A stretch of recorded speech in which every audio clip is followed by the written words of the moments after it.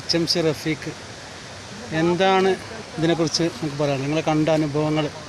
ഇവിടുത്തെ അനുഭവം എന്ന് പറഞ്ഞാൽ നമ്മൾ ഈ വാർത്തകളിലും ടി വികളിലൊക്കെ കാണുമ്പോൾ ആ കാണുന്ന ആ ഞെട്ടലെല്ലാം ഇവിടെ ഒന്ന് കണ്ടു നോക്കുമ്പോൾ ഒരു നിലക്കും അത് നമുക്ക് ഉൾക്കൊള്ളാൻ കഴിയാത്ത രീതിയിലുള്ള നാശനഷ്ടങ്ങൾ, വീടുകളൊക്കെ നമ്മളവിടുന്ന് പറയുമ്പോൾ 300-400 വീടുകൾ, അതൊന്നും അല്ല, അതിലപ്പുറം വീടുകളും കാര്യങ്ങളും ഇവിടെ നമുക്ക് ബോധ്യപ്പെട്ടു പോയി. എന്താ വെച്ചാൽ ഈ കാണുന്ന ഈ 2 പാറക്കെട്ടുകൾക്കിടയിൽ 1.5 മണിക്ക് ആദ്യമായിട്ട് വെള്ളം വന്നുകൊണ്ട് ചെറിയ ഒരു തോതിൽ വെള്ളം അരുവിയിലൂടെ ഇങ്ങനെ ഈ താഴെ കാണുന്ന ഈ അരുവിയിലൂടെ അങ്ങനെ പോയത് എന്നാണ് പറഞ്ഞത്.